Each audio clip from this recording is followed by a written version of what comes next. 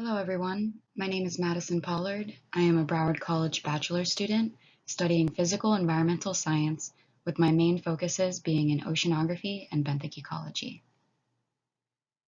The Everglades Protection Area was known to historically support 70 to 90% of nests annually.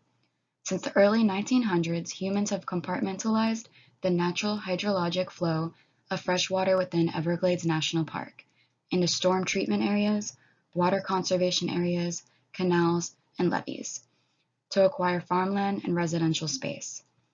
Degradation has since occurred and has precipitated changes in the number of successful colonies in both tactile and visual feeding wading birds.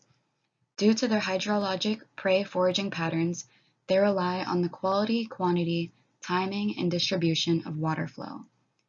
Usual habits like timing of nesting and reproduction have been observed to be influenced by high and low quality wetland areas, where prey vulnerability and concentration can vary. The purpose of this project is to study water levels, proximity to human activity, the colony longevity, and these factors' ability to influence restoration of wading bird nesting colonization in Florida Everglades National Park. Sy and their colleagues examined 40 years of annual aerial surveying data of wood storks to determine the relative importance of colony variables to colony dynamics. Colony site attributes were classified as active versus non-active, whether there was presence of human disturbance within 500 meters of a nest, continuous versus discontinuous, and the local hydrology was recorded for each site. Evidence of human disturbance included roadways, recreational activities, agriculture, and logging. Lorenz tested the relationships between water level, food availability, and nesting success of the roseate spoonbill by prey fish sampling, collecting water level data, and examining nesting colony surveys. Fish collections occurred during transitional and dry seasons using drop traps and subhabitats at each site. Water level data was determined by recorders placed in known foraging locations. Nesting colony production was determined by visiting the sites on a 7 to 10 day cycle, and if a nestling was observed to survive for 21 days, the nest was considered successful.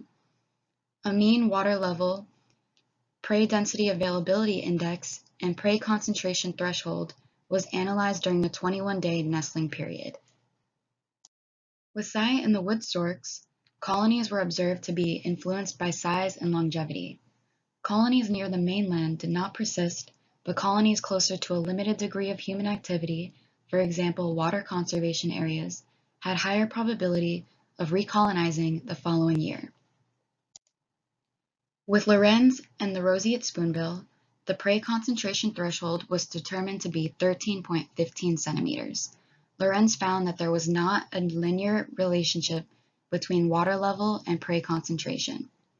Lorenz also determined that an individual nest could produce up to 4 chicks at lower water levels compared to failed nesting at levels above the PCT. Nests that produced more than 1 chick were present in areas of higher density availability indexes, rather than those that produced an average of 0 chicks in areas of low DAI.